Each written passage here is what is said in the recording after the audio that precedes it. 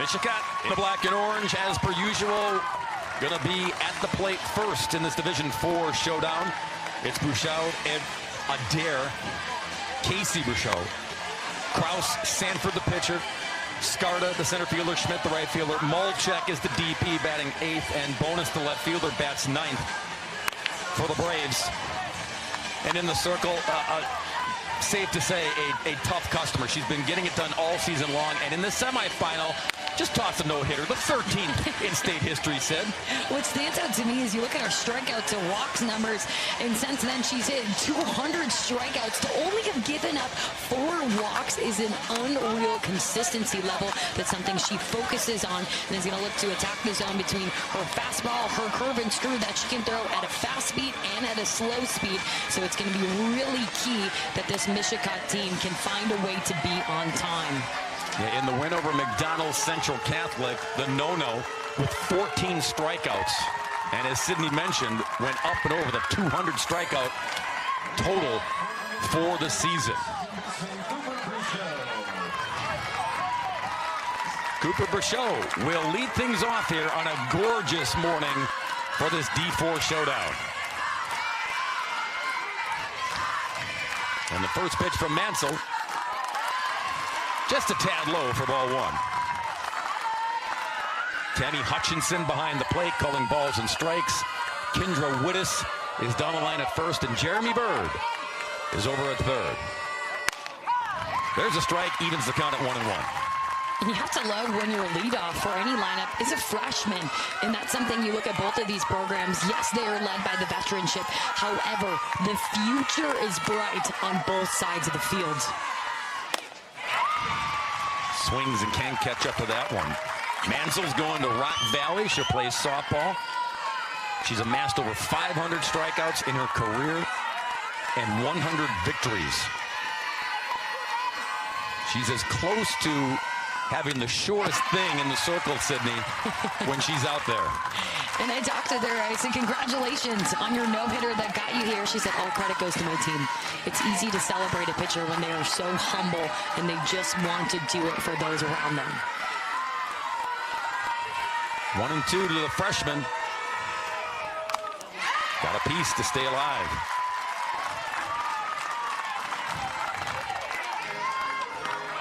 Both of these pitchers, when you work them late in counts, they tend to go to that rise ball. Not often, but it was interesting talking to the head coaches. They said, that's our key. We're going to have to be able to take that when we have 2 strikes against us. First punch out for Mansell. And it's out number 1 here in the top of the first. And that's just working your levels on the outer half. Does such a great job with that rise ball to put a bow on a really quality first at-bat. Because you got to throw a lot of pitches right there, even against the leadoff. Now Cooper battled, but Mansell wins the battle. Here's Adair. Defensively, you've got Van Order, Ilka, Nelson left to right in the outfield. Pionic, Tess, Martini, and Zadroint over at first base. Yenter is the catcher for the right-hander Mansell. Paints the corner, gets ahead quickly, 0-2. And it's amazing, even as we take a look at the defense behind.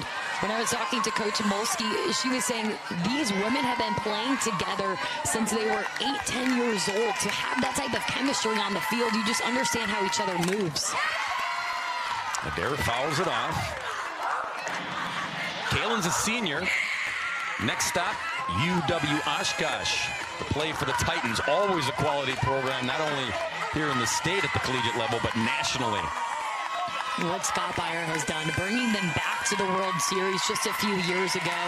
It's amazing how he just recruits within the state. Near the dugout, and Zadroik gathers it in for out number 2. So again, Mansell, a tough out, gets Adair to pop harmlessly. And now Casey Bouchard, the catcher. It's going to be key for Mishicot. Their adjustment they have to make is finding a way to get their barrel above this rise ball, and any pitches upper in the zone. Nibbles on the corner there, 1-0. Casey's going to go to UW La Crosse and play softball for the Eagles. And it's just amazing to see how much Wisconsin talent is going to the next level to play collegiately.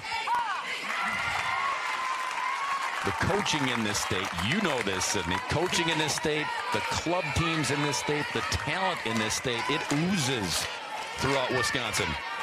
Especially you look at both of these programs. They've been coaching for how many years? I even look at Pacelli. Their whole coaching staff has won a Wisconsin state title throughout different years, so they can relate to these players.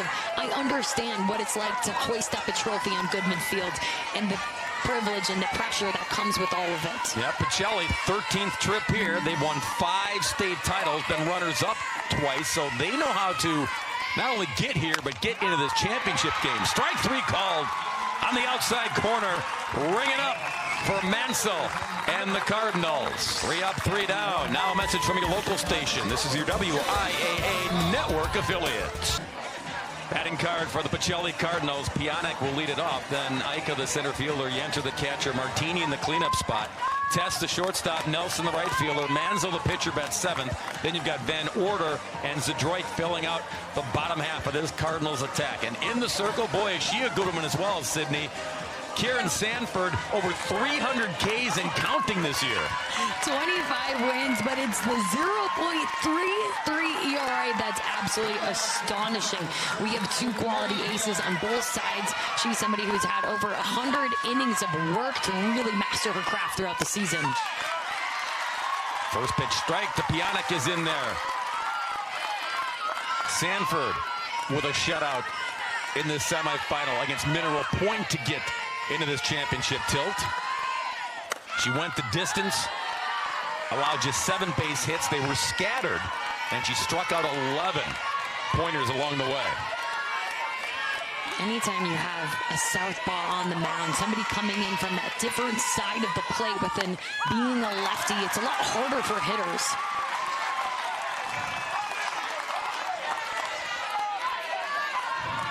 Ahead 1-2.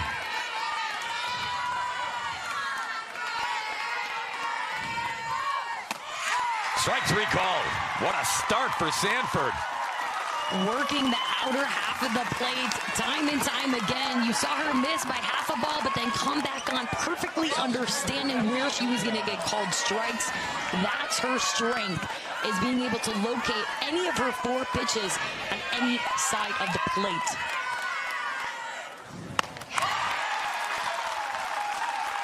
Katie Ika now swings and misses.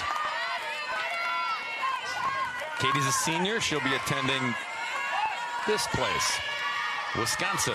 Going to major in nursing. 1-1.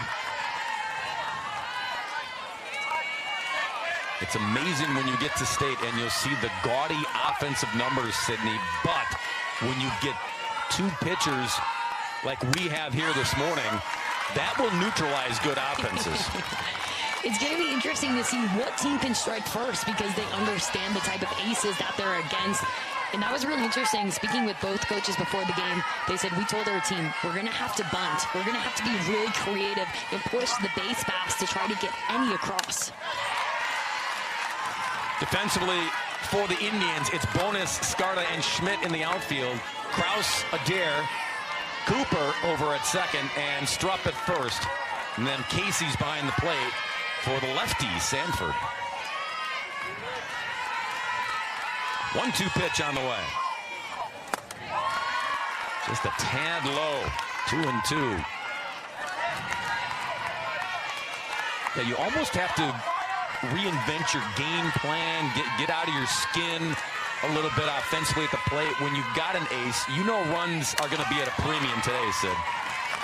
And who better than having Casey up to bat, somebody who went 3 for 3 yesterday, 4 RBIs. You know she's stepping in the box with so much confidence, and when you're going against a talented pitcher, confidence can take you really far. Katie's a .457 hitter.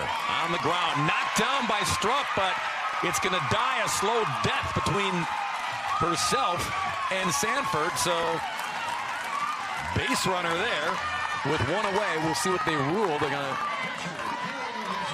rule it an E, I believe, but at least knocked it down and gave herself a chance. And that's a quality curveball. Got in on the hands. But anytime you put the ball in play, good things can happen.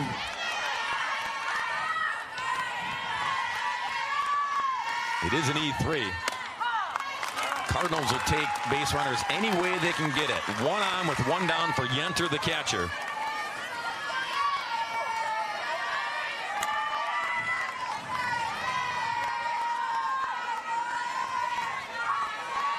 The 0-1 to Kalen. 1-1. Yenter's going to go to Minnesota Duluth and play softball way up north. Going to major in chemistry and minor in criminal justice. Wants to be a forensic chemist. Ooh, CSI Duluth, huh? That's an impressive career. Throw down. Dead. What a throw by Bouchard. A pitch out to give Bouchard her entire lane, and that was thrown out by at least 2 steps. And a terrific job you saw by shortstop coming over, doing a phenomenal job being in front of second base to make this tag. And hardly an opportunity to slide. Yeah, it looked like Ika got a late jump off of the bag at first, and then Sanford powering back to make it 2-2. And it goes back to your point. Both of these coaches want to be aggressive. They don't know how many times they're going to have an opportunity to get somebody on first base. Fouled back. Final note on Kalen Yenter. Her favorite dance is the whip and nene. You know that one, Sydney? I do, but I don't think I could do it as well as her. She'll save it for the celebration if Pacelli can knock off this tough Mishicot squad. On the handle, she sawed her off. Good pitch again from Sanford. 3-0 across. Now a message from your local station. It's your WIA network affiliate. Perfect Saturday for Championship Saturday. Already have one state champion books in Division 5 for the first time. And now these two combatants. Pacelli looking for a three-peat. Their third in a row, their 6th overall. Mishicot, they won it all in 2021. They would like to take home the gold hardware for the 2nd time. And for Mishicot, too, when they last won, it was in 2021, back when it was COVID. You had to play in Green Bay. So they want to do it here in Madison on this field that represents Wisconsin softball so well. I was there for COVID softball in Green Bay. It was weird. Don't want to ever do COVID anything again. No, everyone got really good at playing with a mask on, that's for sure. Yeah, not interested. Kraus leading it off here. Cleanup hitter, and then Sanford the pitcher, and Scarta the center fielder. What I love about Mishicot, they've gotten so close to doing it here on this field, but it's always been in the big moments. She said, we've just been a few big hits away. So they decided to completely change their off-season approach. And you saw them go down to Tennessee, where they had one house for the varsity team, the JV team, and from there, somehow they brought back an even better chemistry and culture. They now brought back dolly hats, and they have a party in the 4th inning that they copy UCLA softball, and they just have fun with the game. They have a dolly part and player of the game after each game. 0-2 to Kraus. Doesn't chase, 1-2. Yeah, the trip was the Pigeon Forge trip. And a lot of the Mishicot players, when they sent out the survey to them that they shared with us, said that was their big memory. Obviously, this trumps that. But that's a great memory and a team bonding moment that helped get them here to state. And they said that's going to be annual. We're coming back next year. And that's something that made a big difference when I was even playing here in Wisconsin High School for Oshkosh North. Before that, we're going to take another look at this rise ball that has been on another level for Mansell. That's been her punch-out pitch. But when I played in high school, we would go down to Florida, and not only were you playing different teams, you're being able to practice a ton in the warmer weather, but it's just that chemistry piece of sharing a house with your teammates, with your best friends, and coming out stronger on the other side. 3 punch-outs now for Mansell. Here is her counterpart, Sanford, who it's 389. Late on that swing, 0-2.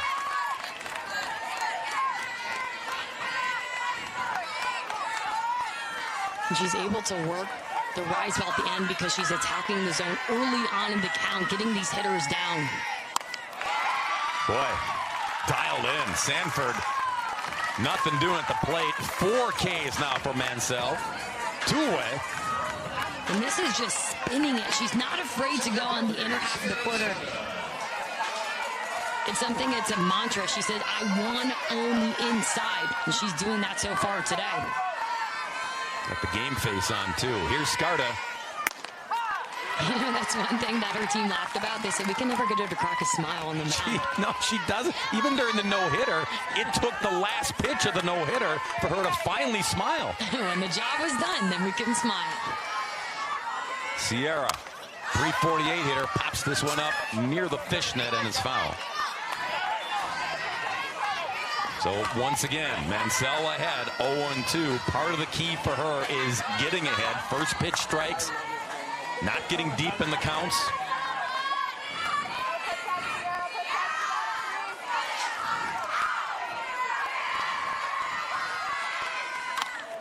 Foul tipped.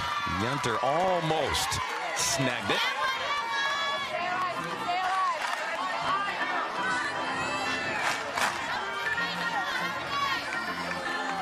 And it's amazing, a lot of these hitters are still saying, now you actually saw her drop down middle, but they were at the front of the box trying to catch it before it broke.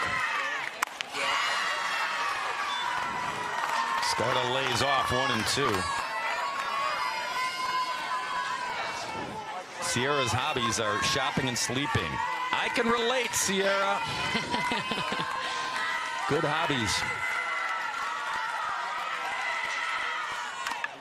Again, hanging in there, getting a piece of it. She's doing a really nice job. Even that foul tip, that's just missing it, getting her barrel in the zone on the same level.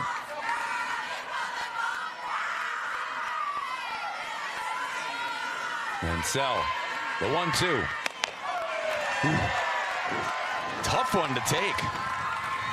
But Skarda did, and sitting 2-2 now. What I love about Mansell, she goes against the norm of going in and out. You watching her start outside and then try to go back to freeze you in. To third. Pjanic is right there. Side retired. 3 up, 3 down for the Indians against Mansell and the Cardinals. Now a message from your local stations. Here's our Artie shot coming back for the bottom of the second inning. Always festive here in the stands in Madison.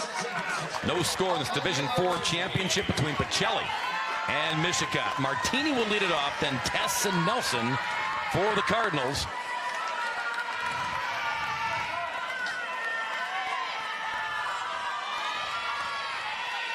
Sanford back to work, and strike one. Save for the error, but got out of that unscathed in the first inning. Sanford was dialed in as well in the circle.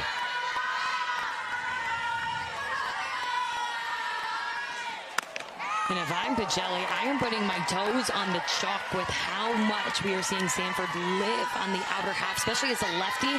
She's almost starting the ball off the plate and just having it hit enough of the corner.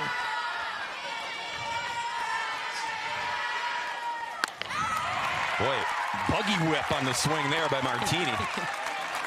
You know, she throws primarily fastball, but they said the amount of spin on her fastball, sometimes you don't know how it's going to break, and I think that's a perfect example of the late sharp movement.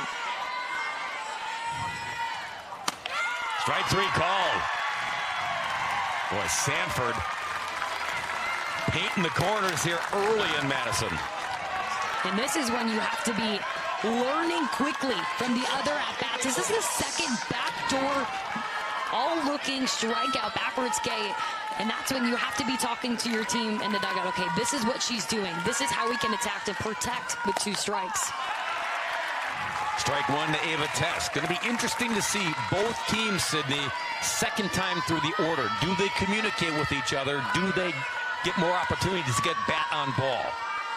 And that's when you go from having island at-bats to learning from somebody who's 2 spots ahead of you in the order. You're having at-bats mentally in the dugout when you're on deck. So when you step in the box for your 2-3 times a game, you're on time. You understand your plan. The 1-1 to Tess. Just low, 2-1. Ava's a senior. And there is Ann Molsky, 21st year, a legend. And legendary enough to be going into the Wisconsin State Softball Coaches Association Hall of Fame. Nominated for the class of 2025. Congratulations to Ann. So deserving. She bleeds Pacelli red. She does. Pure class. She says, once a Cardinal, always a Cardinal. 2-2 to Tess. Swing and a miss. Sanford with her 3rd punch out of the morning. 2 away here in the second. She's able to continue to live on the outside corner because of how much we are seeing Pacelli pull off. They're going to have to find a way to keep their shoulders square and really look to drive that side of the plate.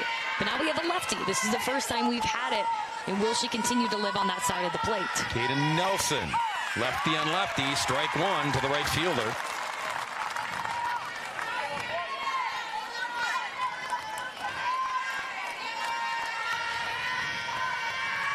Nelson's a junior and already has 2 state championships under her belt. Looking to make it 3. A lot of these young ladies that are in this Pacelli dugout, they've got the hardware, but never enough. 0-2. Boy, Sanford muscling up to strike out the side. 4 punch-outs, 3 here in the second inning. And lefty on lefty, southpaw against southpaw to end it. No one can catch up with the Sanford Heat.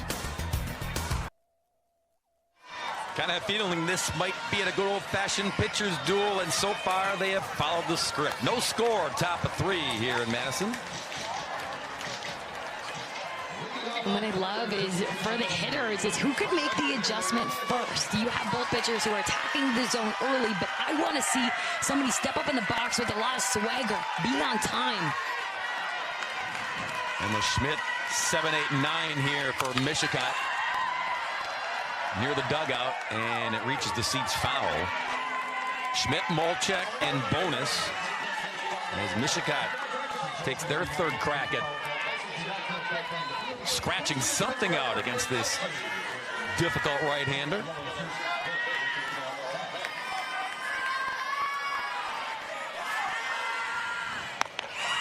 Emma takes low, 1-1.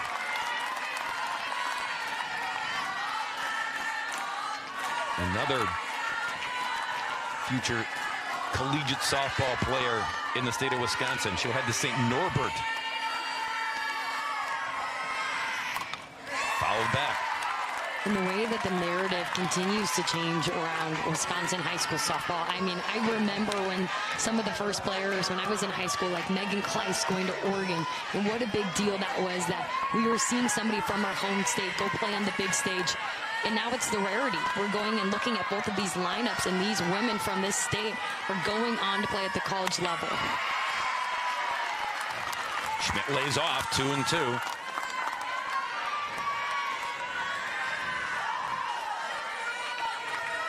Mansell so cerebral in her approach.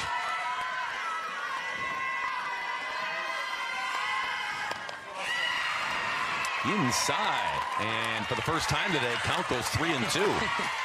It's a great job by Schmidt right now. She came in attacked early, but since then has not went after anytime we've seen a nibble. Payoff pitch on the way. Pushes it foul. And this is a really good at-bat, especially when you look at you're at the 7 part of your lineup. The fact that it's the bottom of the order who might be the ones to start changing the script.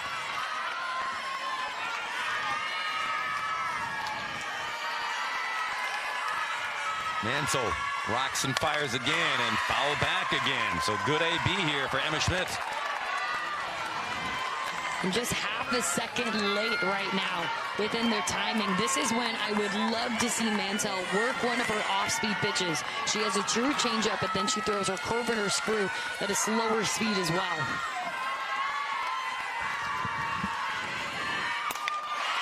Popped up on the infield. Calling and catching is Martini, the second baseman. Time now for our Rural Mutual Road to State for Mishicot.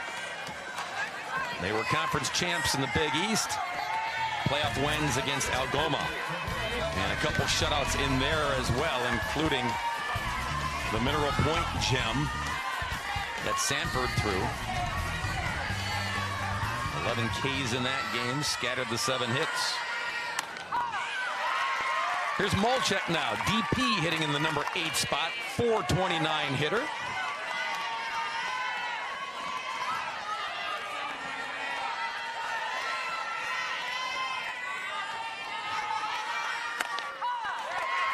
Oh, and 2. Mansell quickly ahead once again. And I'll always be the first person to say DP is one of the hardest positions in the game, because you're coming off, sitting off the bench for a few innings, and it's your job to come in and bring some sort of spark to this lineup. Foul tip. Yenner hangs on. 2 away.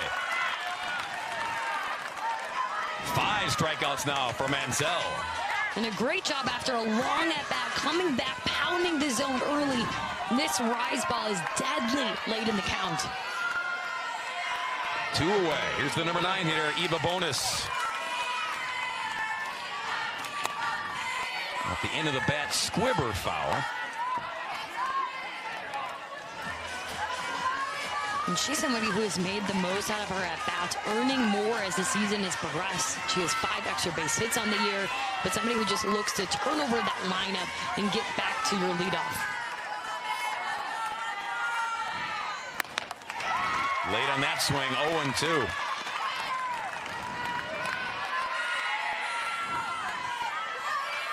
And even just saw a conversation you saw from the head coach box saying, watch the rise ball now being down 0-2. Here it is, a little elevation late. Send it back foul. Don Shimmick, 12th year at Mishicot. Stevens Point product. Got this Mishicot squad back at state. An opportunity here. There's a little just protection there by Eva to keep the AP alive. A heck of a job spoiling a pitch like that as a pitcher. That's frustrating. You're saying that was a good pitch. You just got a little nick of it. That's why those 9 hitters can be so good, so pesky at the bottom of the order.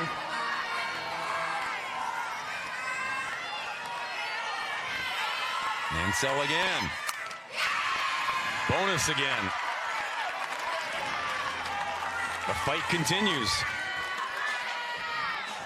No matter the outcome of this inning, you are seeing a great job by Mishicot finding a way to at least be on time to some of these pitches. You have to take the little victories within a very long 7-inning game. Oh, lunging, hoping, but Mansell prevails once again. 3 up and 3 down again for Mansell and Pacelli. Now a message from your local station. It's your WIA network affiliate. Do it, yes. Young lady encouraging her hometown Mishicot Indians find a way against this tough pitcher. Now it's Pacelli's turn to try to find a way against this tough pitcher, Sanford. And both crowds showing out. It's such a beautiful day for softball. And these are the moments you live for. Especially in this state. Mr. Sun shows up. He's not around too often during the softball season. Got to play in all types of weather in this state. 0-1 pitcher against pitcher here. And I might be biased, but I love when I see pitchers hitting. I just think they have such an understanding of the game and what goes on the other side. They so often can predict how a pitcher is going to set them up. Peyton stepping in, hitting .280. Swings at that offering. And the thing is, right now, you're just feeling them speed themselves up and swing way across on the outer half. They have to look at driving the ball to opposite fields. Tied her up. Sanford has now struck out the last 4 straight. One away here in the third. And comes across and inside, a rarity for her, but this time gets her going. You know there is a little bit of an extra competition with that at bat, even earning a smile after the strikeout. Here's Ella Van Order with one away. Just got a piece.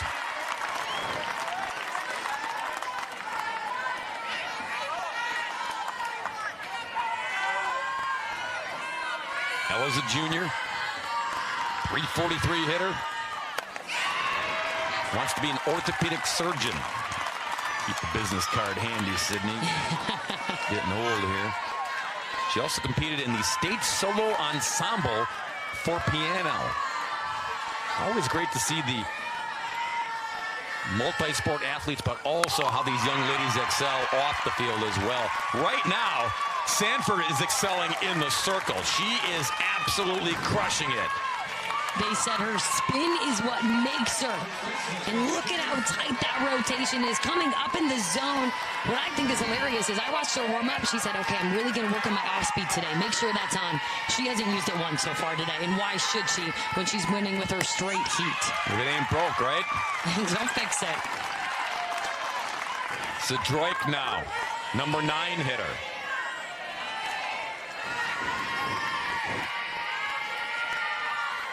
The first 8 hitters, through the first 8 hitters, 6 of them have gone down against Sanford on strikes. Only contact made was the 2 and 3 hitters, Ika and Yenter. Ika reached on that error and Yenter grounded out. Everyone else is chasing. Sanford strikes out the side for the 2nd straight inning. Pitchers duel to be sure here in Madison. Through 3 innings, nothing on the board except goose eggs. Now a message from your local station. This is your WIAA network affiliate. We go to the top of the 4th inning, no score. Mishicot now 2nd time through the batting order, Sydney, and Peyton Mansell has struck out 6 of the first 9. Adjustment time for the Indians, no doubt. It's when you can be more comfortable. You have already seen her. Now, how can you take note? This is how she beat me last time, and this is how I'm going to prepare. Also, the first base coach, their pitching coach, Heather Garcia, I saw her take an extra second and talk to all of the hitters, I'm sure, about that pitcher's approach. This is what you can expect, and this is how we can counterattack it. It's a game of adjustments, and especially in this game, to be sure. Cooper Brochot was Mansell's first strikeout victim in the first.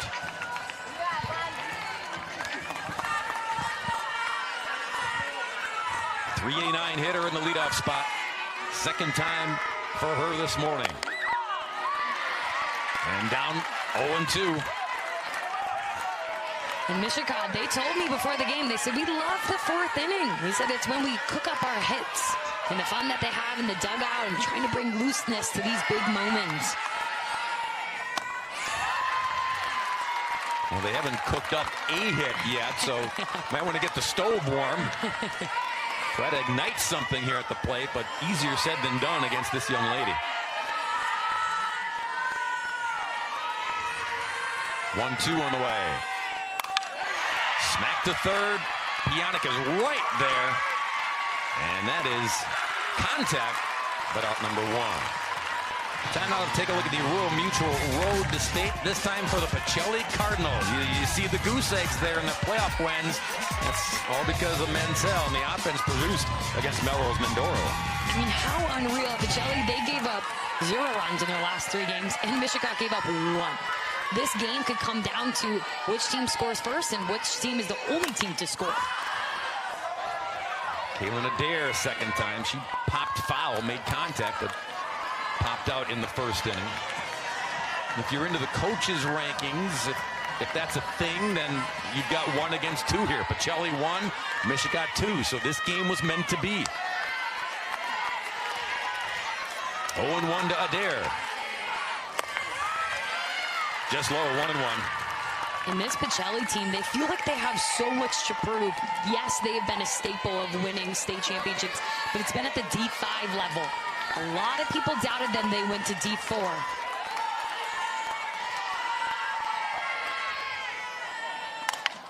Foul back. They have answered the call so far. Come into this contest with just 1 loss on the season, and that one came against a Division I team in DC Everest, who was also here at state. It was one of those late season test 'em games. 1-2 to Adair. Lays off. Looked tempting, didn't it, Sid? It did. That was quality softball all around. A great 2-strike pitch, but also you saw the late take. And as a hitter, you're constantly stepping in the box saying yes, yes, yes, and no when you finally can hold it at the last second. Ooh, smacked for a base hit. It even rattled my partner.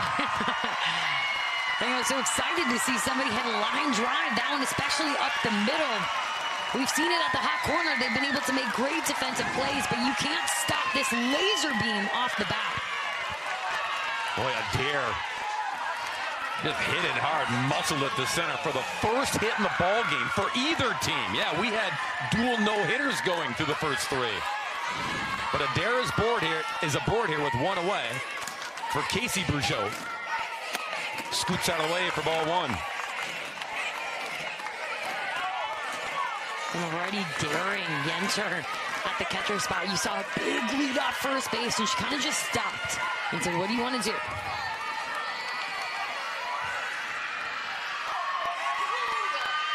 (1-0) to Casey. Foul tipped. Casey's walk-up song. This is old school, Sydney. Stranglehold by Ted Nugent. Wow. Yeah, We're bringing it back around, making it popular again. That's in the Bob Brainerd album collection right there. Good job, Case. 1-1 to the senior catcher. Rips it foul. Pionic, she knows her pitcher and she knows the hot corner. She is hugging that line, Sydney, because she expects if any contact is made, it's going to come to her quickly. Especially when Mansell loves to live on the inner half of the plate against righties. It's her ball all day. Mansell ahead at 1-2. Popped up. Shallow left center. Cruising over is Ika, makes the catch. 2 away. Breeze is blowing in a little bit. Not too much of a gale. Sunshine, so the shades are in order for all the outfielders. Even that was a well-struck ball, and you're starting to see them find a way to get the barrel out in front of the inner half pitch. They're going to need to continue to do that as she continues to pound them inside. 2 away. Adair still on first base. Here's Kraus for the second time. Struck out in her first look in the second inning.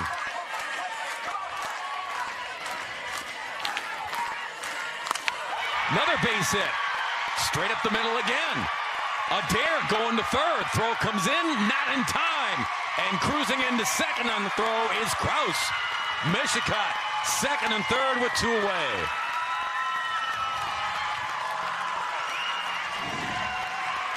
This pitch on the outer half roped up the middle, but look at this base running. A great job by Adair taking third and then using the trail runner. And just like that, you have 2 players now in scoring position. In a game like this where the pitchers are going to be stingy, you need to be aggressive on the bases. Set yourself up for opportunities, and Mishicot has one here with Sanford at the plate. Mansell has only gotten beat by the 2 hits when they were pitches on the outside corner. I have a feeling she's going to continue to live now inside, even more so after watching that happen. 1-1 to Sanford, who struck out against her counterpart in the second inning, but an opportunity to help your cause when you head out to the circle in the bottom of the fourth.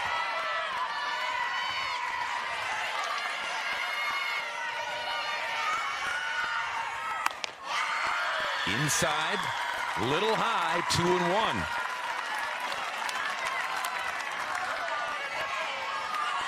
You see Sanford taking an extra deep breath before stepping in. A little tighter on the plate. Swing and a miss.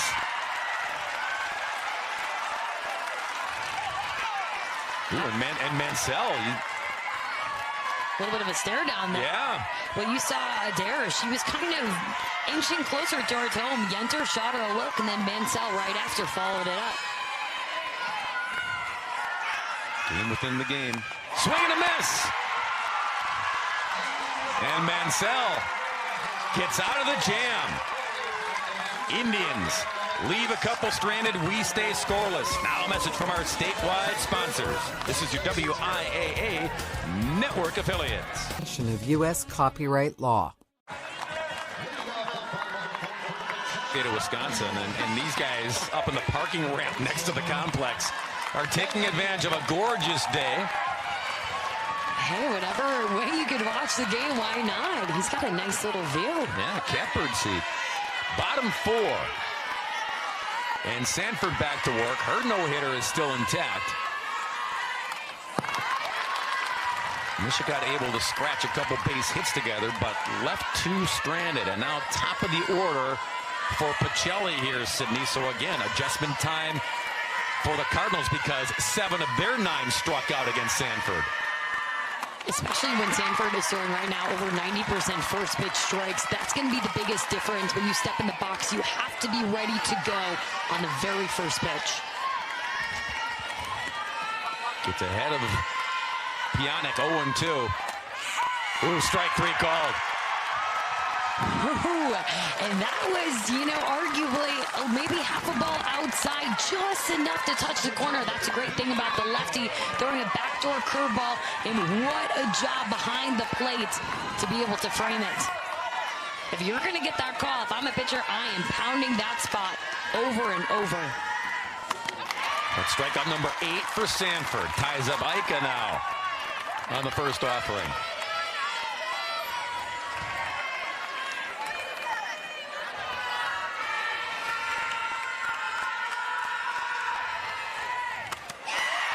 There as well. You talked, Sydney, about getting that outside corner. What other advantages, if any, does a lefty have in the circle? When you're throwing that curveball, it's the fact that she can start the pitch when it's not even on the plate. Base hit. So the 4th inning for both squads erases the no-no attempt. Base runner here for Pacelli here with 1 away. And not without the lack of an effort there. As you see this one, just enough. It gets inside the barrel, but able to poke it through, but not without getting dirty, trying to save the no-hitter for your pitcher.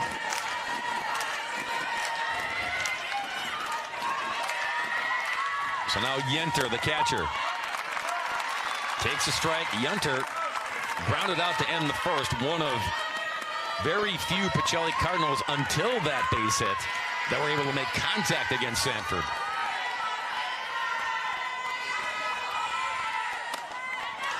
Doesn't chase, 1-1.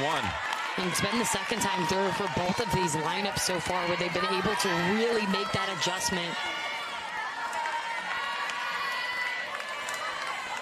Sometimes it's not only the adjustment against a tough pitcher, but also just settling in to second.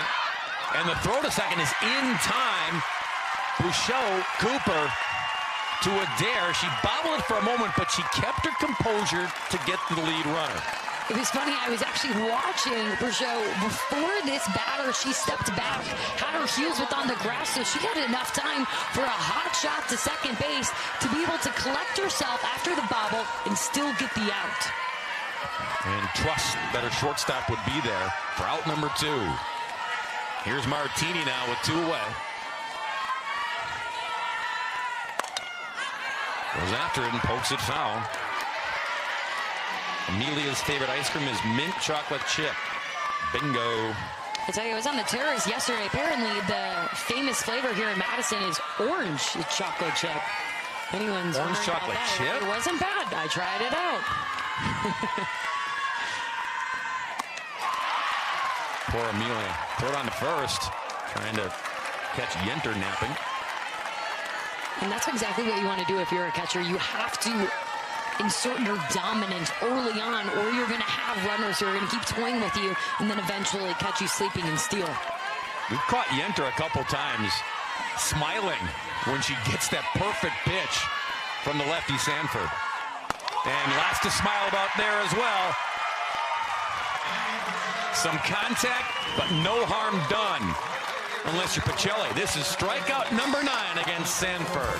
Now a message from your local station. This is your WIAA network affiliates. Aren't going anywhere. They've got the good seat. Now they're not going to give it up. I mean, that. Getting a nice tan, too, while you're at it. What's better than that? Yeah, or a burn. So keep the aloe handy, gentlemen. Mansell back to work here in the top of the 5th inning. 9 of her 14 ABs so far have resulted in a first pitch strike, Sydney. That's key. Oh, my goodness. Look at this by Scarda. Put them where they ain't. I think they heard your staff. They understood that they could get away with the first pitch. Going to be right in the zone and able to bunt. This is a phenomenal job in getting it down. She actually pushed it right past Mansell, who was charging hard when the bunt comes off her bat. Gets on top of it, pops up a little like a line drive, and scorches past. Yeah, there's bunting and knocking it down in front of the plate, and then there's that, and then there's this. But it'll hang up in the air, caught by the center fielder Ika for out number 1. But the aggressiveness we're seeing on the very first pitch, so far, 2 pitches, 2 balls put in play. And now Molchak, the DP. What a tournament she's having. Somebody who, as a DP last night, she was part of the dolly of the game because she went for 2 for 3 as the DP. And that's only as a freshman. Do they have the big blonde wig? Do they have the sequin outfits? It's a pink dolly cowboy hat. Maybe we'll have to bring it up to the booth later. You can try it out. You can try it out. Squares. Runner goes. Throw on to second. Not in time. Good job by Scarda to get in there. She hustled on the tail end of that attempted steal. And that was a drawn-out play, going to show the bunt offer, pulling back just to get in the catcher's way enough that half a second allows your runner to be safe at second. Yeah, and Tess also had to sashay over to the other side of the bag, so Scarda in scoring position here with 1 away. Molchak 1-1.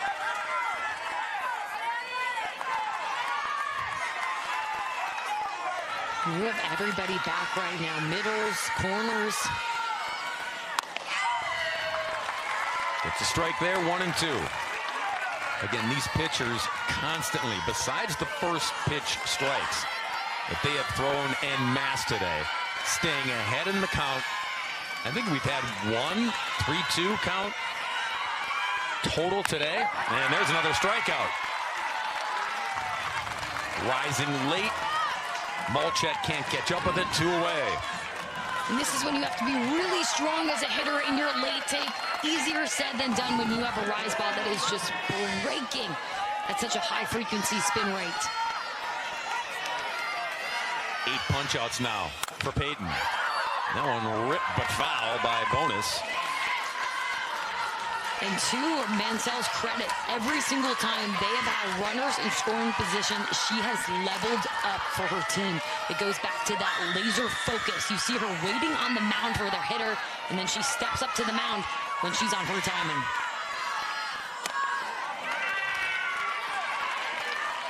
A little chase down by Yenter.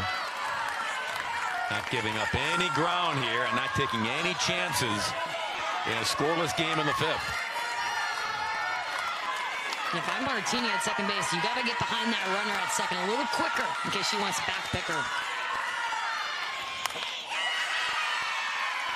Bonus making good contact here.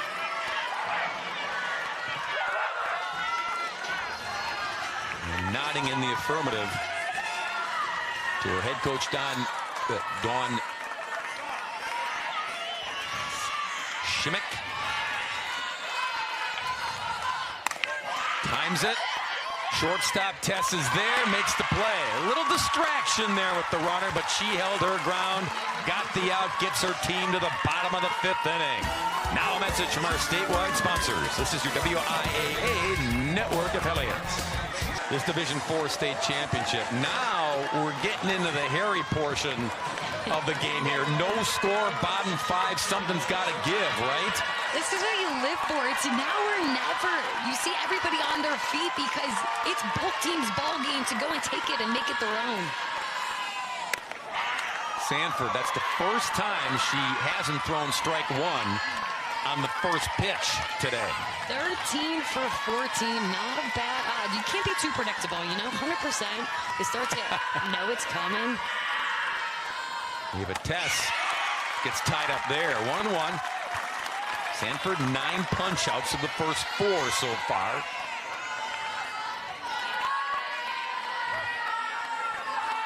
She's somebody her team described as just the hardest worker on the team. She threw a no-hitter last year in the sectional final to get them here. That was her, obviously, award-winning moment. And then this year, making it back to state, trumped it all. 1-2. Tess down on strikes. That's number 10 for Sanford. I love the smile. She knew it coming out of her hand. She goes to this backdoor curveball that has a lefty. It is so hard to hit. It's going to start off the plate and clip just enough. One away. Here's Nelson, the right fielder.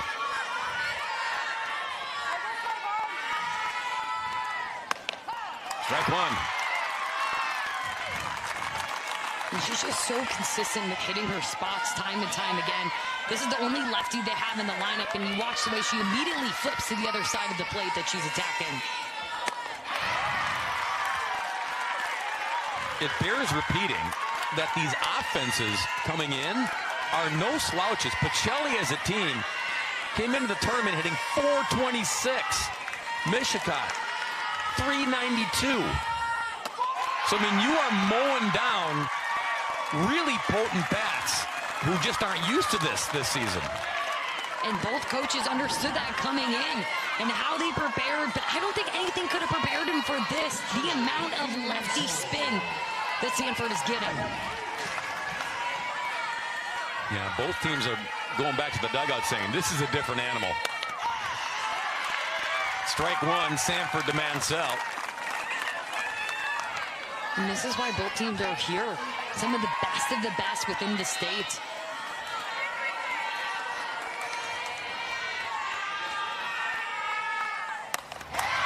And as a pitcher, Sydney, back me up on this, you also trust your defense, because if you start to run out of gas and you don't have the same stuff as we get into the later innings, that's when you need your D to help you out on the backside.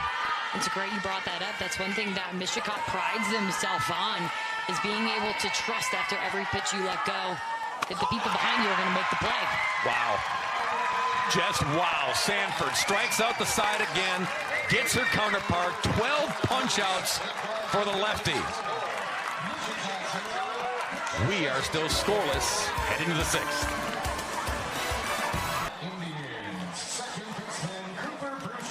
Lunchtime here in Madison, Wisconsin. No score. No one feasting in this game except the pitchers, Sydney. How could you not? But what I loved is Yenter.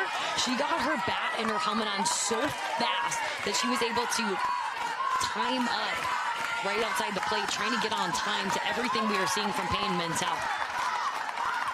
We're seeing a good job both these squads, they stay in the little longer breaks here for, big TV moments. So both coaches are keeping the players in the dugouts, chatting it up, keeping them loose before sending them out, especially the pitchers sitting, because when they get out there normally, they get their pitchers in, the pitches in, right, and then they're ready to go. During the regular season game, you have the umpire saying, come on, come on. Yeah. And now it's take your time. This is TV. This is the big stage, ladies. Cooper launches right field foul territory, just out of the reach of Detroit. And there was an opportunity there with 3 different players hustling down. This is the top of the order, third time through for Mishicot. Bouchot, Adair, and then Casey Bouchot. I love that you have the 2 sisters, 2 out of 3. You have in the leadoff and 3 spot. Cooper getting some good contact up there.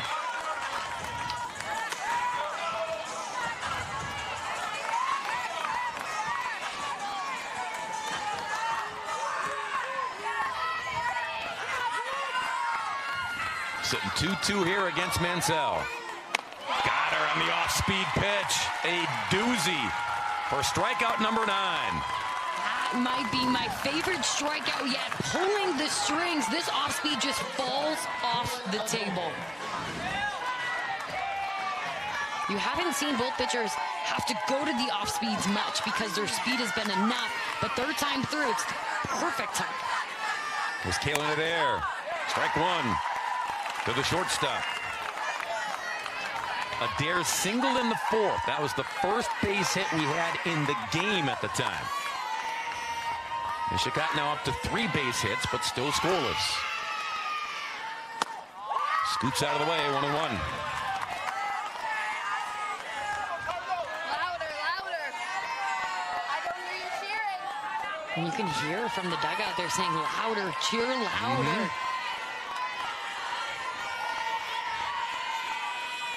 Trying to generate whatever they can to get the bats going, but pounding into the ground. Tess is there to put it away for out number 2. Tell you, the left side of this defense has been a wall for them today. And if you're Mansell, you see the way that your defense is working so hard behind you. It's allowing her to play freelessly out there. Here's sister Casey now.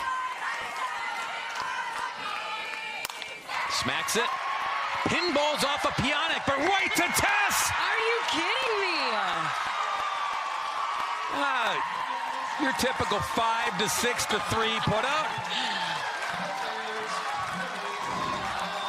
When it's going well, right place, right time, pays to be right. Kieran Sanford in some rare air here at state. She had 11 punch-outs in their semifinal win. She's got 12 so far. The D4 record in a tournament, so 2 games combined, is Erin Ortner of Tigerton in 2010. She punched out 24. Sanford is sitting at 23, Sid. And the fact that it hasn't been broken in the last 15 years, she has an opportunity to not only tie it, but to set the record herself. First pitch strike, nothing new for Sanford. Gets ahead of Van Order. Van Order, number 8 hitter, then Zadroik, number 9 hitter, then top of the order again for Pacelli. And she is working these hitters at a quick tempo. Look at that. Quickly ahead, 0-2. Records, milestones, rewriting the record book here for the WI. That's all fun, but then you look back and you go, it's still scoreless. I want to win the game. That's the only record that matters. Both these offenses are trying to scrape and claw and do what they can against these tough pitchers, trying to find a way.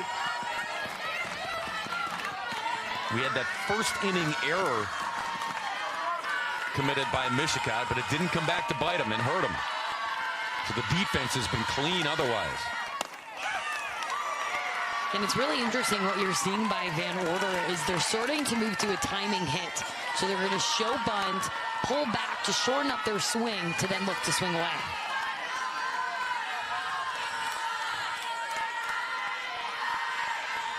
One, two coming back to Ella.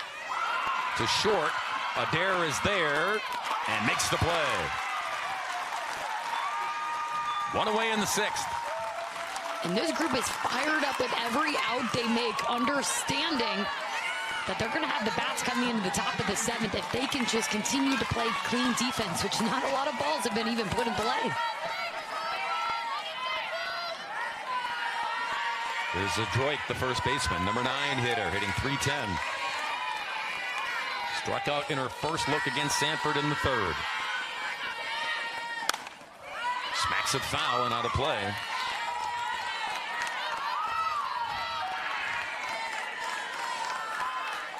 And you know, it's a credit to a defense, because when you have a pitcher who's striking everybody out, sometimes it's easy to not stay ready for when the ball's put in play. And they've done a great job staying in the game, staying in their ready position every pitch.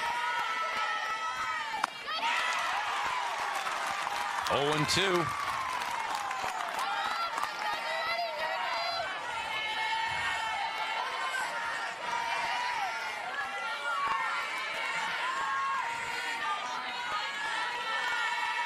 Sanford brings it. Strikeout number 13. Ties the D4 record for most Ks in a 2-game series. Yeah, a lot of these. Looking, swinging, not able to find it. Working on so many different levels, but the one thing she's been consistent is pounding the zone. And her spin makes every pitch seem chaseable enough where these hitters have not been able to lay off. Piontek now. 3rd trip for her. First 2 trips, Ks on the scorecard. Sanford ahead 0-2.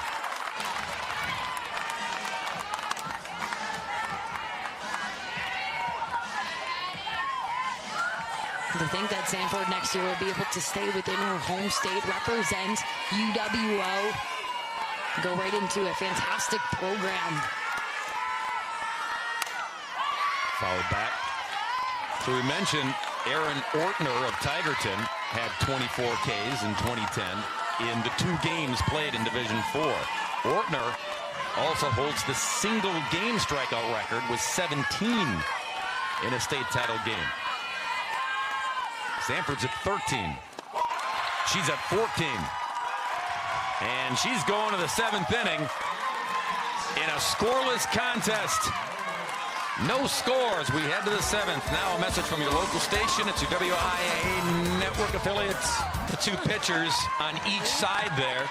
Sanford going to get her licks here as the second batter here in the top of the 7th inning. Meanwhile, Peyton Mansell, who got the no-no the other day with 14 strikeouts, has 9. So she's at 23 Ks, Sydney, in the 2-game state championship series. She can catch up to Sanford. Either way, they're both rewriting the record books when it's all said and done. There's so much math going on, but I can promise you the bottom line is they both are leveling each other up to try to do whatever it can to help their team win a state championship. But we are seeing some unbelievable pitching on both sides. Kraus to lead it off here in the 7th inning for Mishicot. Floater upstairs, 1-1. And to end the last inning, we saw Sanford deliver her first off-speed pitch for the strikeout. Similar now, we have just seen the second one by Mansell. It's going to continue to progress that way the deeper we get into this game. Ties her up, 1-2. And that's where that off-speed, even though it was a ball, it sets you up to go back inside and make that pitch come across even quicker for the hitter.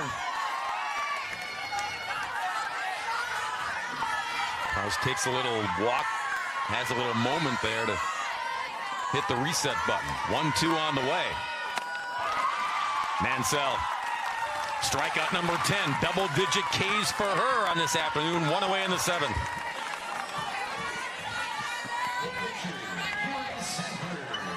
And now Sanford, pitcher against pitcher. And to think if she could strike out Sanford, they both would be at 25 strikeouts. It's crazy.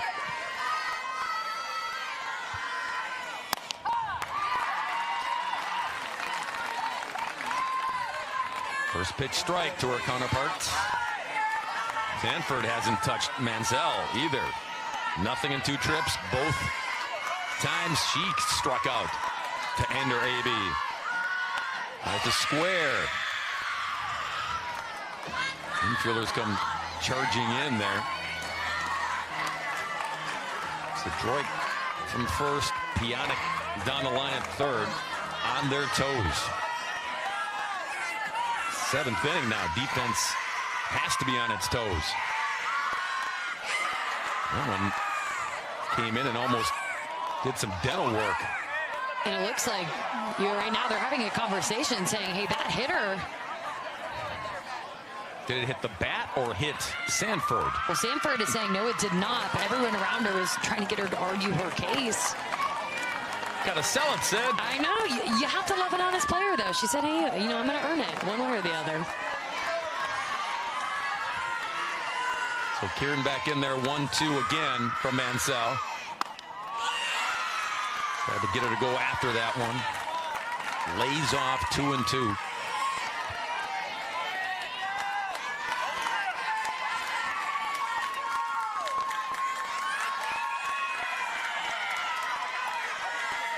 Got her. Strikeout number 11. And 25 in the 2-game set. You know all about the record book. So. 2 away here in the 7th. And Ms. Rydball continues to do a good job just getting underneath all of the barrels. Here's Scarra, the center fielder. She has actually made contact twice against Mansell. Grounded out in the 2nd and singled in the 5th.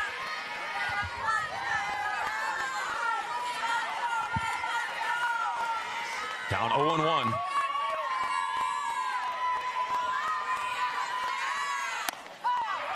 Oh, 2. Mansell getting ahead quickly. And this is when you understand where Mansell's going to go. How can you do a good job at trying to deliver your barrel on top of the ball, even higher than you think it's going to come? Then she goes to her off speed. And Scarra just lunging after it to protect. Keep the at-bat alive.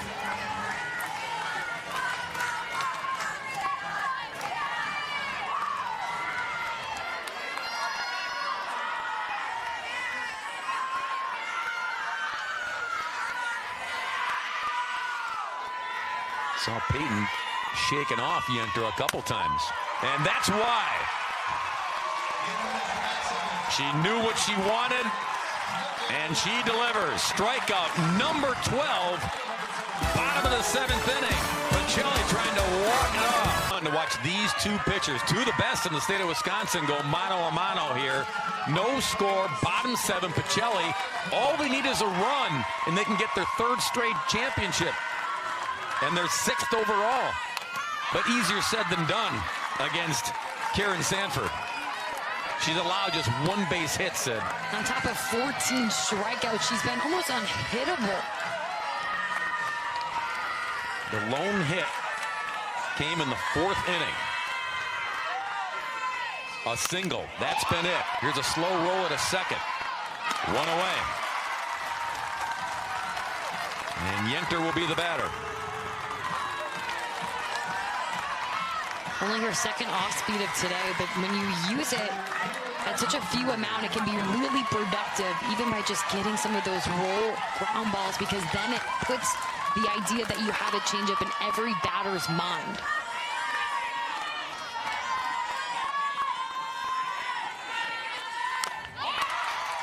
Got a piece to Yenter. She's made contact, but a couple of ground balls is all she could muster against the lefty Sanford.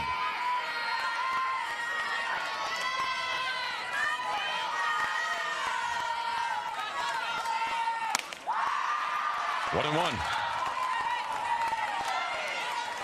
Martini will be next.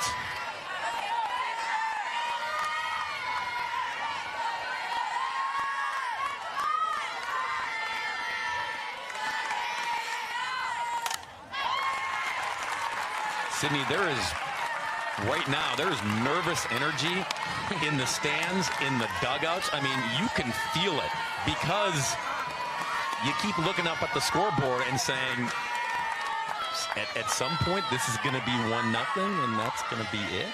And to think you have an opportunity right now to walk it off.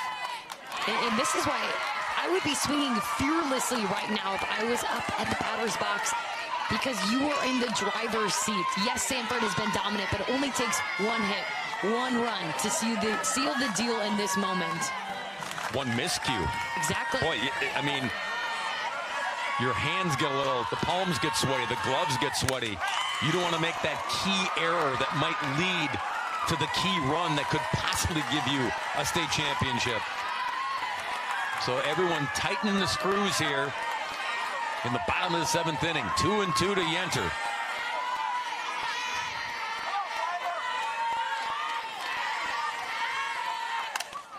That's exactly why Coach Molsky for Pacelli, she tells her team all the time that pressure is a privilege. You have to be thinking with that type of mindset right now if you are them. This is exciting. This is fun to be the person in this moment with the bat in your hands.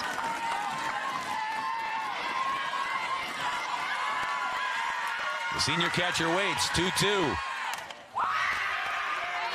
You know, I was eavesdropping on Ann, Coach Ann, when she was giving the pregame pep talk, and well, they did the Hail Mary, and that was number 1. Number 2, she told them exactly what you said, Sid.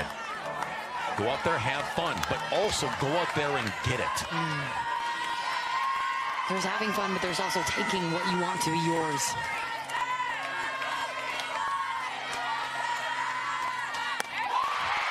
And Sanford, what she's got is 15 strikeouts now. 2 away in the 7th. And it's just the quiet confidence within her. She's not going to be very flashy in how she does it, but watch her get this strikeout. You see a little fist bump that she gives and just excitement towards her catcher.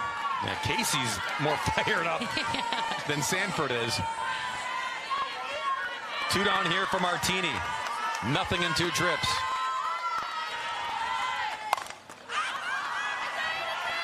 Pokes it up the end of the bat.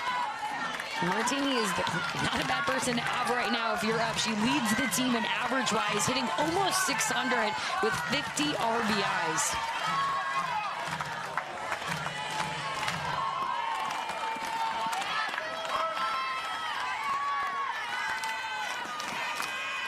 The 0-1 coming from Sanford. Loaded out of play, out of the zone at least. He's rubbing those fingertips together, trying to get a better grip. At this stage in the game, your hands can get really sweaty. You're working hard, and sometimes it's trying to find dirt, anything to regain that grip.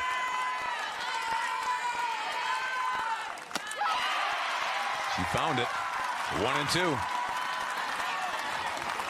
And so much of that is just straight heat coming off of her fastball.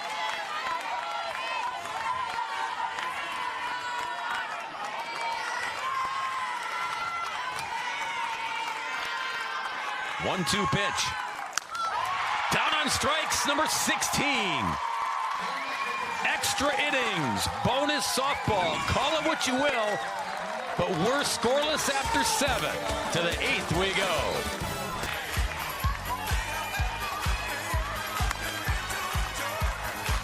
Well, everyone's having fun. They may be tense and nervous, but what a joy to be around an exceptional softball game here. No score through 7. Now, who blinks first? What happens that causes the scoreboard to change here with a state championship on the line? There's nothing like the YMCA as the icebreaker to get both teams on the same page. Village people, underrated group. All right, Emma Schmidt going to lead it off here for Mishicot as they try to break the ice in the top of the 8th inning. Sawed her off, and it goes away from Martini. Looked like it would be a routine play, but anything but. This is one of the squigglers that you absolutely hate if you're an infielder. This is a great pitch. It comes off her hands, and you see as soon as it hit the dirt, it turns the other direction, tying Martini up. And this is a huge break right now. for Mishicot. And we're going to have a courtesy runner here, get some wheels perhaps on the bases. Olivia Katrowski, a sophomore. Here's Olivia.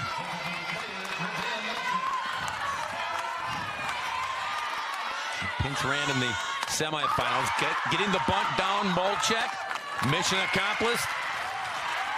Runner down to second. Go-ahead run down at second with one away. Now the second quality bunt we have seen by Mishicot, doing a great job on the very first pitch, executing and getting it down. So runner in scoring position for only the second time in this game for Mishicot. Remember, they had second and third in the fourth inning. That's the last time they had anybody that was close. Scarta was there to start the fifth inning after singling and stealing a bag, but then Mansell took care of business from there. Popped up. Caught by the catcher, Yenter. Big put out. 2 away. Bonus retired. That's a huge out by Yenter, who's pedaling, having a catcher's mask, having to turn 180 degrees to make that catch. Also a great job by Mansell, covering home plate, understanding there's still an active runner on the base pass. Cooper Bruchot now 0 for 3. She struck out twice against Mansell.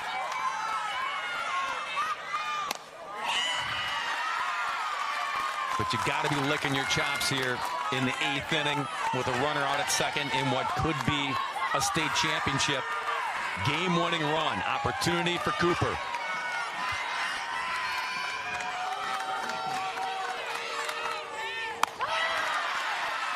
Mansell almost airmails that. With 2 outs, you are on your horse with anything put in play.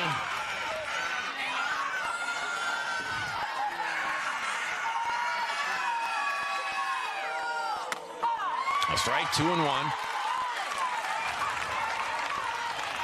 8th inning, Sydney, still enough in the tank for both pitchers at this point. Especially when they pitch so productively. You still have a low pitch count with the way that they attacked the strike zone. Smacked. Oh, it hit the runner. And that'll be the 3rd out. Poor Olivia, nothing she could do. Tried to get out of the way. Tess tried to go and get it. When it's all said and done, the ball has eyes, doesn't it? Scoreless, middle of 8. The Pacelli Cardinals dodged a bullet there. Go-ahead run was on the bases for Mishicot, but they do not score. And now the Cardinals with their opportunity, second opportunity to walk this game off in extras. And we've been talking a lot about Sanford, rightfully so, but also have to give a little bit of love to our pitching coach, Heather Garcia. She's calling every single pitch. Bunt and just off the glove of Bouchard. Oh, do I love that effort, though. Full superwoman trying to make the play for her pitcher. Even not firing her team up. I know she missed it. But talk about leaving it all out on the field. A for effort. 0-1 to Tess. Smacks it up and over the netting.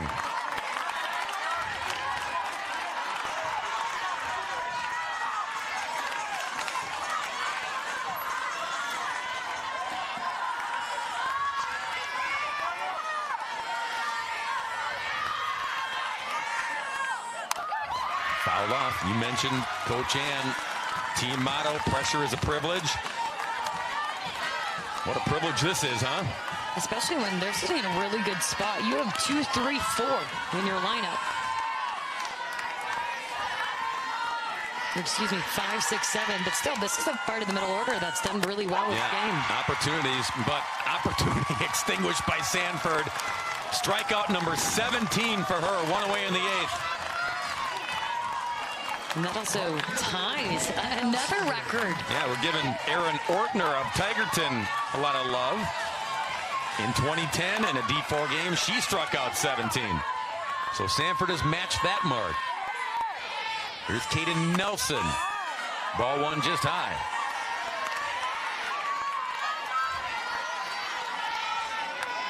Nelson as the sole lefty in this lineup. You'll see her stance.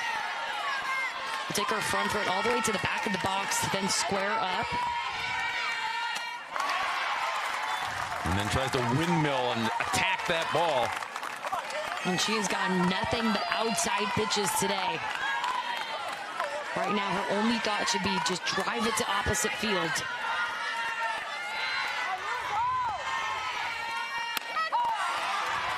Called strike, 1 and 2.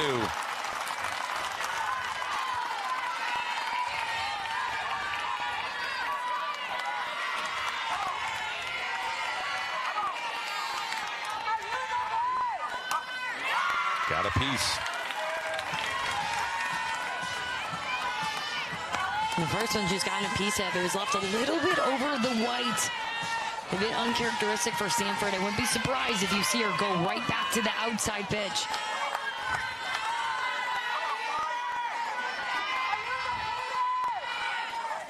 Got it. Number 18. Brand new Division IV state record for most strikeouts in a contest. Have yourself a day. She has worked all 4 quadrants of this zone at such an execution. 2 away for Mansell. Okay, either confirm or deny the myth. Pitchers that hit in softball, Sydney, they have a better understanding of the strike zone, or?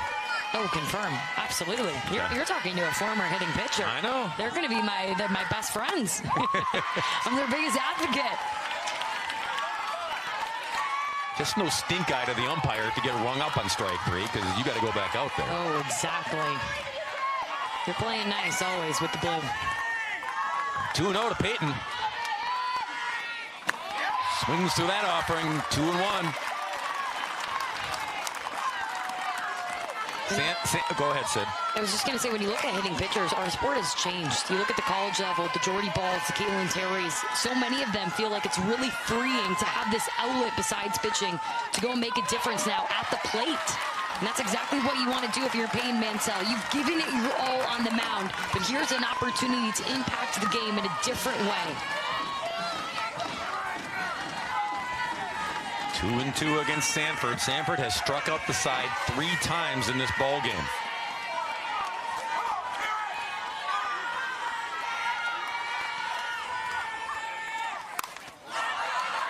Popped up on the infield. Glove by Strupp. Side retired. We got all day. Wherever you're watching, hope you got all day. We're going to the 9th.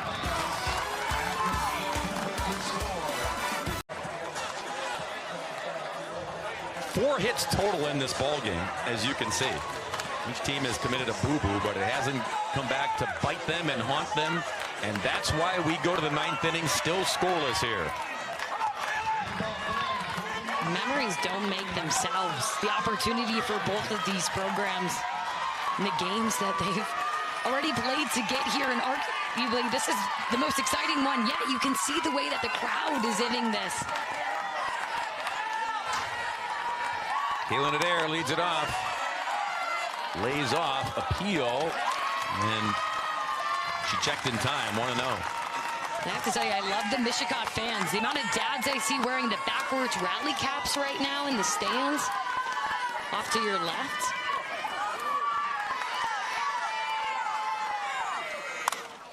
Sawed her off, but it could be trouble. And then a foul ball. Martini gave it the all-out effort to go get it.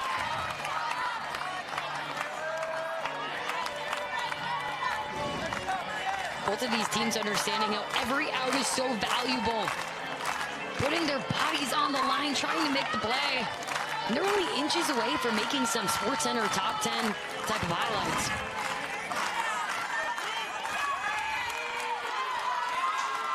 One and one to Adair, who has one of the Mishicot hits, singled back in the fourth.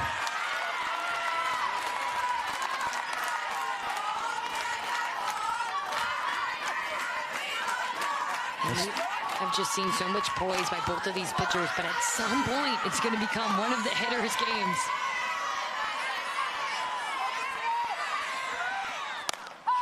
A strike, 2-2. Okay, former pitcher, is there a mental strain on both pitchers when you get this deep into a ball game? There definitely is, but you also have to think the adrenaline's so high. However, one hit is going to erupt this entire stadium. And so you have to be able to weather that storm when this moment comes. And we've seen that with both pitchers. When there has been a hit, there has been a base runner, they've been able to take that breath, refocus, defense helps them out, they get out of the inning unscathed. And that's why these pitchers are standing on this stage. They're the last two teams left. 2-2. Off the end of the bat, shallow right, Nelson cruises over and gets there for the first out. One away in the ninth. My scorebook only goes up to 9 innings, Sydney, so it's got to end here. We have to go home. Somebody's got to do it. Yep. Good night, everybody. Here's Casey Bruchot, the catcher.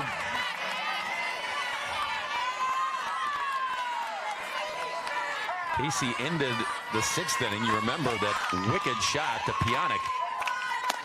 Down the line at third, it carried him to Tess, who threw to Zadroik. 5-6-3 put out.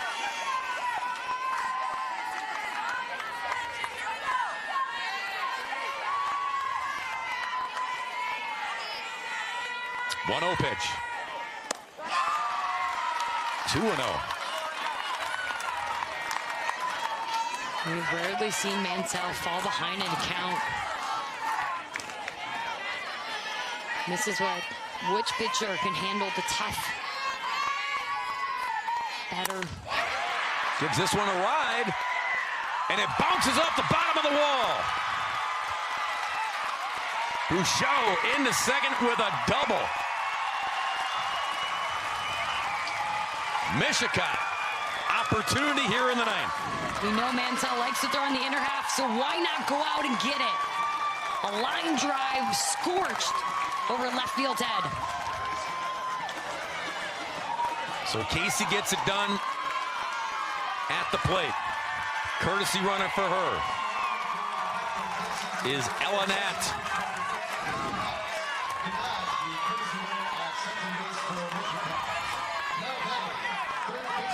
So now it's Kraus, the cleanup hitter. She struck out twice, but also singled in the fourth off of Mansell.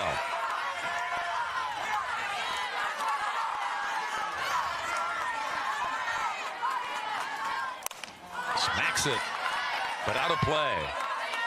Van Order, who watched that ball sail over her head, it was tagged.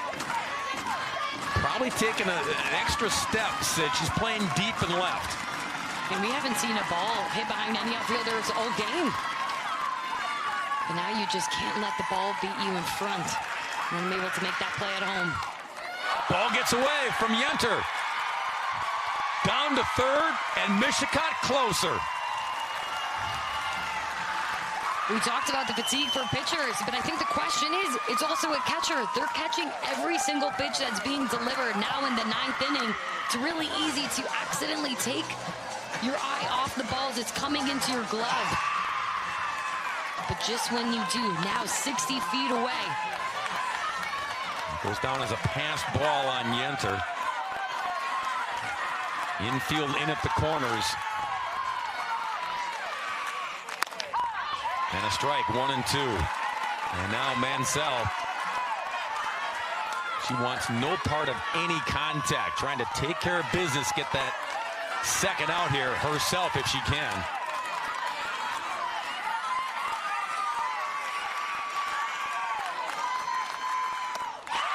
Two and two.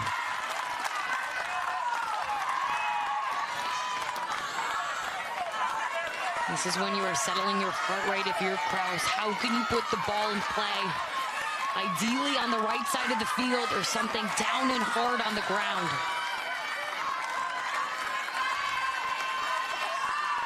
Carson Kraus smacks it out of play again.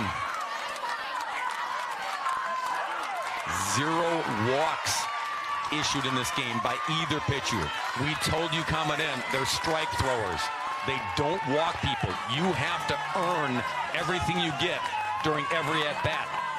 Well, Kraus is also the only person in this lineup who has double-digit walks. So this is a team that's always put the ball in play. Sitting 2-2. Up in the air.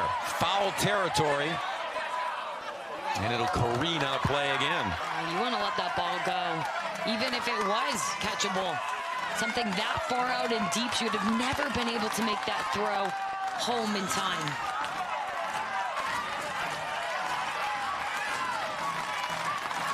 Boy, tuck that thought away, right? If it's a foul ball and you don't have a good angle, maybe let it drop. And this is when you have to be thinking a few steps ahead of the game. Understanding ball comes to you, what's your job?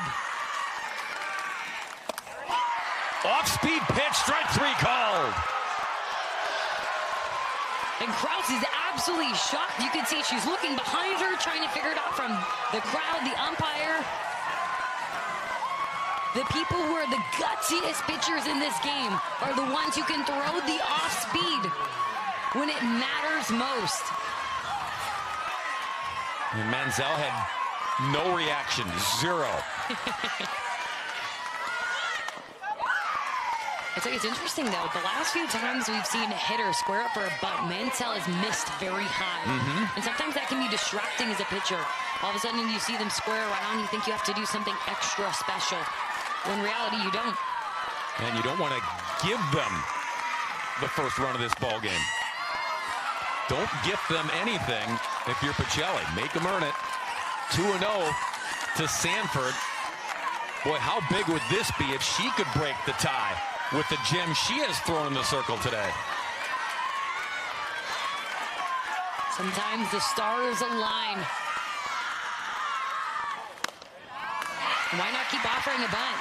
We haven't seen Mansell throw a strike since doing so. You're seeing Sanford look to get a sign from her coach between every single pitch. If it's meaty, do you swing here, Sid? Oh, yes. I think you stay aggressive. And she takes 3-1. The wheels are turning here in the 9th inning.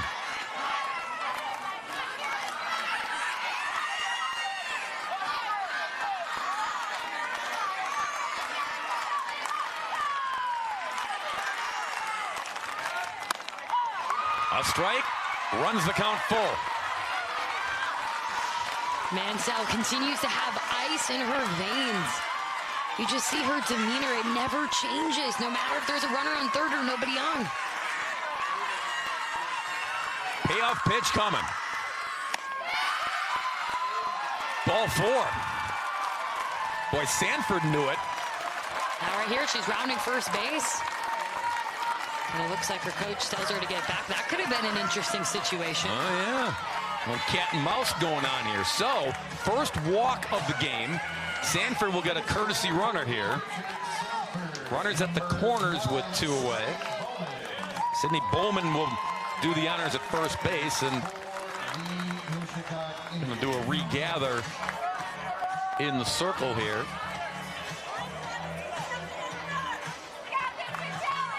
What's a little interesting to me, and I wonder if Coach Molsky had something to say, is the fact that you saw Sanford take a really wide lead, and then a play wasn't made against her. So you almost have to continue the direction to the next bag. However, if Mansell would have lifted the ball in an attempt at all, she was free to do so, but I didn't necessarily see that. So 2 aboard with 2 down. Sierra Scarda is the batter. You're right, Sid. I think these Mishicot hitters showing bunt a little disruptive for Mansell at times. And that's what, as a pitcher, you don't have as clear a view to your catcher's mitt. However, you just have to think, pound their barrel, because it's laying right over the strike zone. 2-0.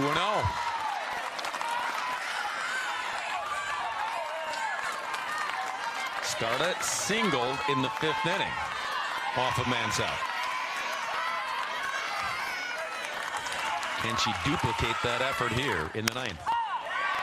2-1.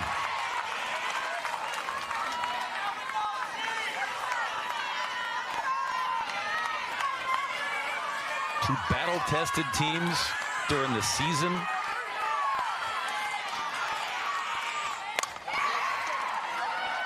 Foul territory, and it drops on the grass harmlessly.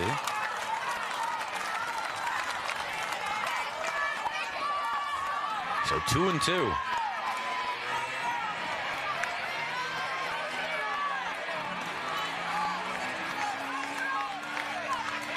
Carter's somebody who's spoiled a lot of pitches so far today already. Does just enough to put a little bit of that barrel on the ball. The junior waits and pokes it up the end of the bat.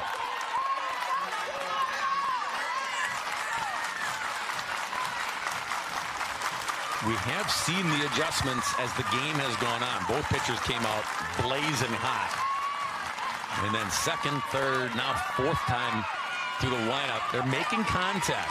They're able to measure it a little easier. And Skarda hanging in there. It reminds me of one of my favorite lines I heard this softball season was from Bonito of Michigan.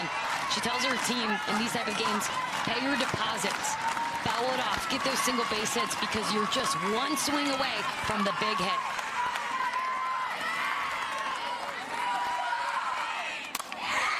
Is this the big hit? Yes, it is. Not hit hard, but certainly productive for Skarda. 1-0 Mishicot. And you just had the feeling. Skarda has been so close all day long, being able to get that barrel out just enough. This one an off speed that is hung up in the zone. She takes advantage, finds some green. And the way this crowd erupted, you would have thought it was a walk-off in this moment. So the double by Bruchot set the table for Skarda and the moment. Now Schmidt. Poked on the right field side, foul. 1-0 Mishicot here in the top of the 9th. If you're Pacelli, your one goal is don't let that moment deflate you. Stay up. Minimize that. Have that be the only run that you give up because you still have an opportunity within your 3 outs. Yeah, still work to be done. 2 aboard with 2 down. Emma today 0 for 3. Reached on an error in the 8th inning. 1-1.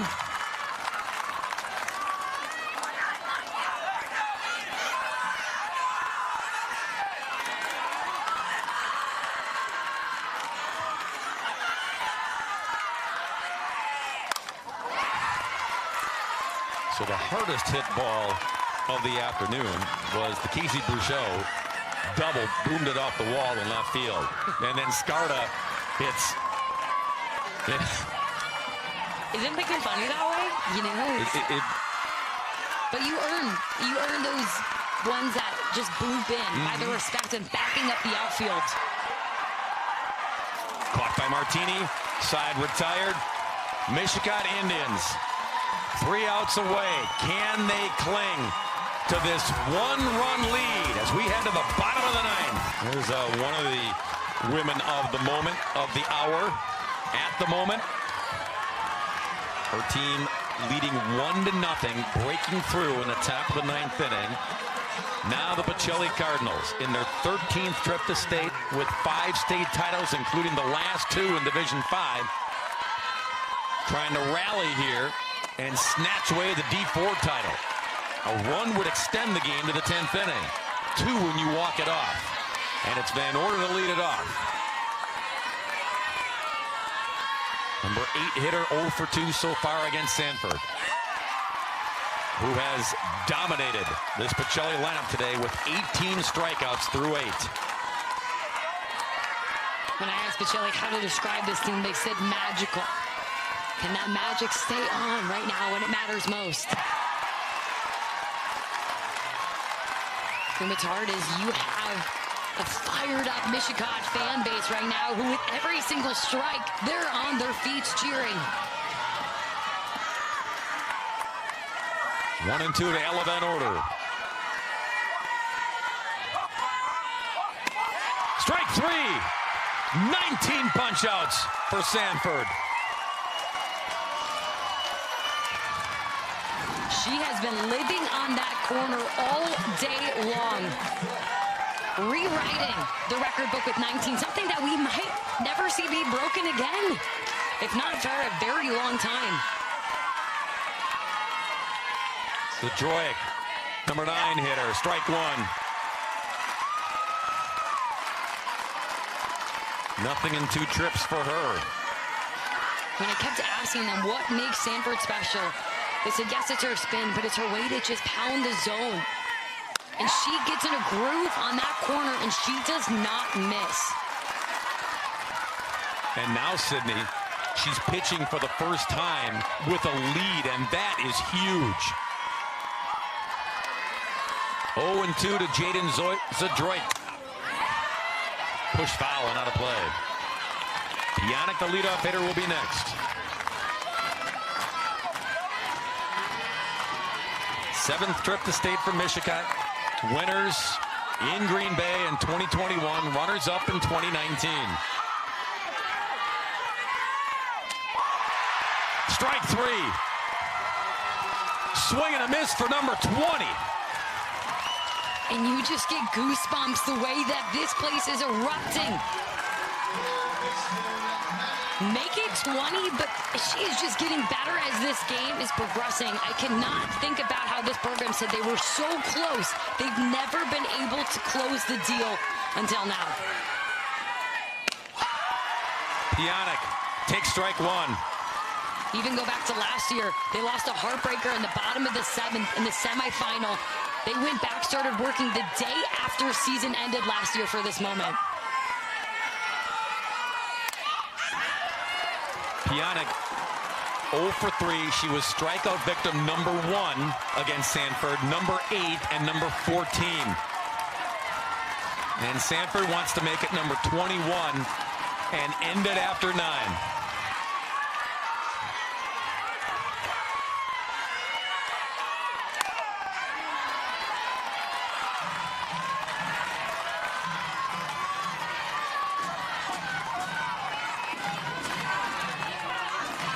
Pressure is a privilege for Pacelli.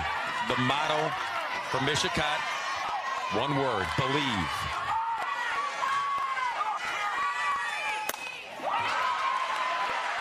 And they believe it! State champions in Division 4 in 2025. Watching this celebration will never get old. Understanding the hundreds, no thousands of hours that go in to a season long. The work starts in the fall. To be able to have this moment, hugging your best friends, understanding the journey that you guys just went on was worth every second. And this Indian squad knew what they were up against in the juggernaut, the tradition that is Pacelli softball. They knew it would not be a walk in the park. It wouldn't be easy, and it wasn't. In fact, it took extra innings, 2 extra innings, but they are state champs, the Michigan Indians. Stick around, stick with us. We got to hand out some well-deserved hardware to the champions in Division 4. It's 2 teams in Division 4, and both pitchers performed admirably, and then some. 9 innings, Mishicot wins it 1-0. There she is, Kieran Sanford, the winning pitcher on the winning team. Let me check. How's the breathing? How's the ticker right now? Oh, pretty good. You looked very composed out there, but what races through your mind when this game extends to the 8th and then the 9th? Well, pitching, I always get better as I go, so I was excited because I perform better the more I pitch, so I was just going to keep going. It was a good thing we got to see you throw a lot of pitches today, 20 strikeouts. What stood out to me the most about your team, I talked to you before this game. You guys had your hearts broken in semifinals last year. What was the difference maker this year to seal the deal? We just worked extra hard for it, you know. As a team, we clicked on and off the field. We had to work 10 times harder than we've had to work in past years, but everything just fell into place at halfway through the season, and we just kind of worked for it. Well, Karen, your coach said the motto is believe. You believe now?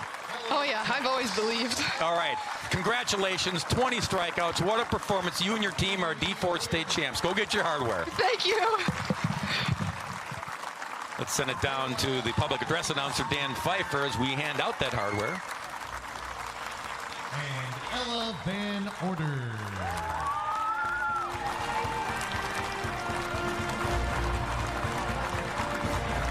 Will Coach Ann Molsky please come forward to receive the trophy for the runner-up, Pacelli Cardinals.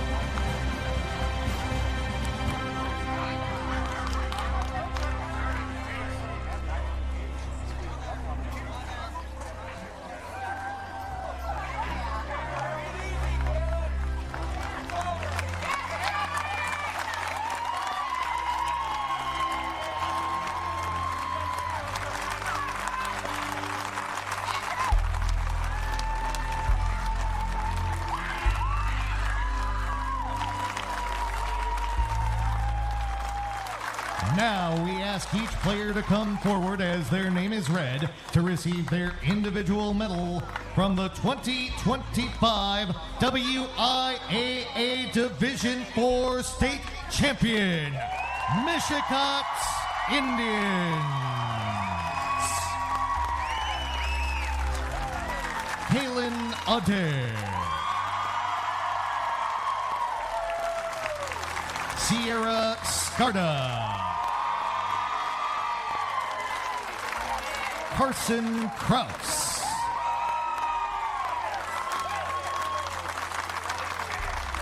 Kieran Sanford.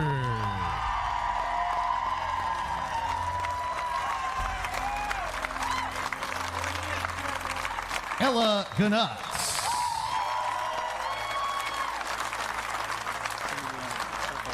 Casey Bruchot.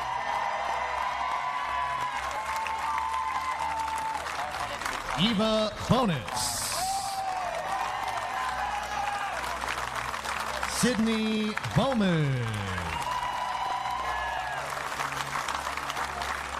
Cooper Bruchot. Zeta Struck. Olivia Kazrowski. Emma Schmitz. Nevea Melchek.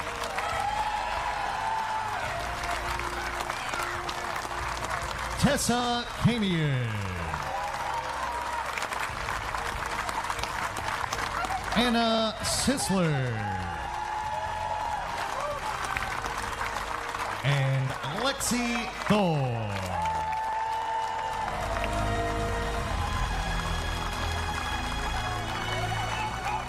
Will Coach Don Shimmick please come forward to receive the trophy for the champion, Mishicot Indians.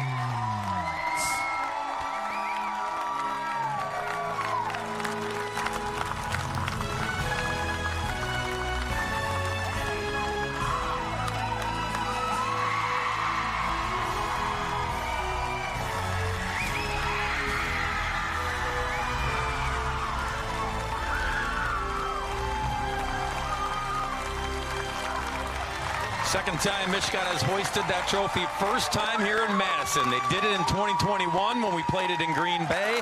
Now they're doing it here at the Goodman Softball Complex, winning it 1-0 in 9 innings over Stevens Point Pacelli. Time now for our Wisconsin DOT Play of the Game.